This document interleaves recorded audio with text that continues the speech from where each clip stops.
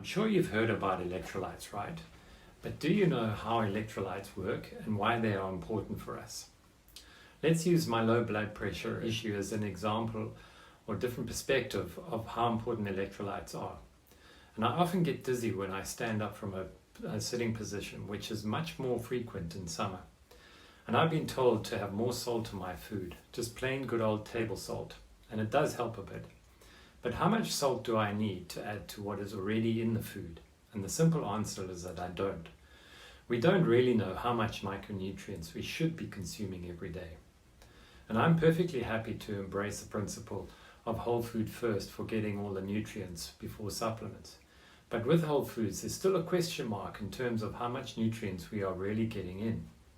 It seems that my daily diet doesn't actually help or get enough electrolytes to help my blood pressure in normal range. So I take a supplement, and using a supplement does help to take the guesswork out of it because there's directions for use on the label.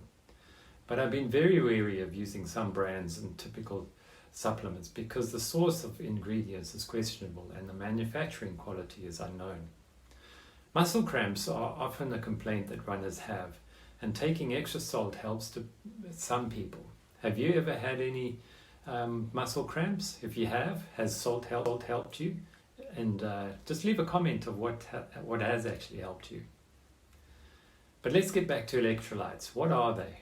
The clue is in the name. Electrolytes are positively or negatively charged ions, and when they are dissolved in water, they facilitate the conduction of electrical charge, which is then responsible for a whole range of processes that go on in our body, including muscle contraction and maintaining cellular water balance.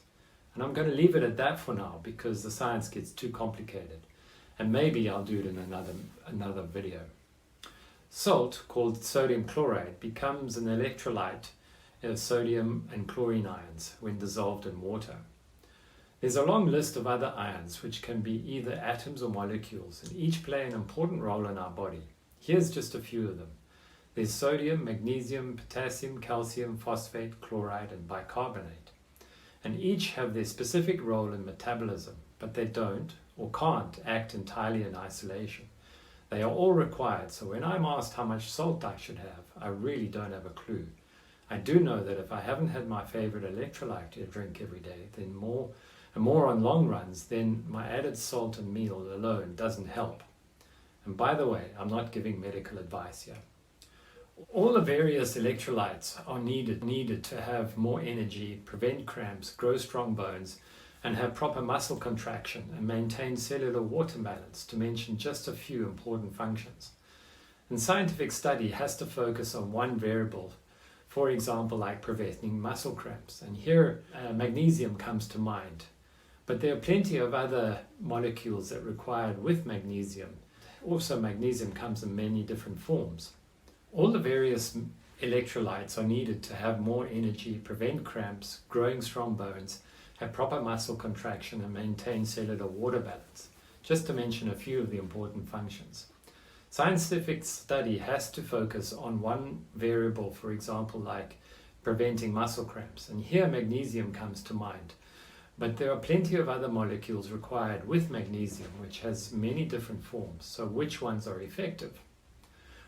Also, many products on the market are produced with molecules made in the lab that don't have the same shape as those that are found in nature.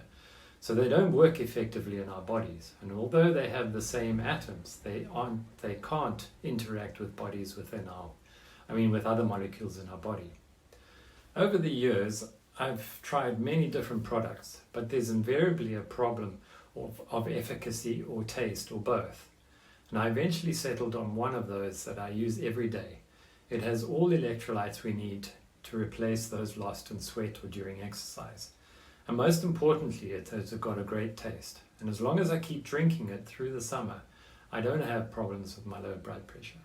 And oh, by the way, I've not had cramps since I started drinking this favorite electrolyte drink of mine.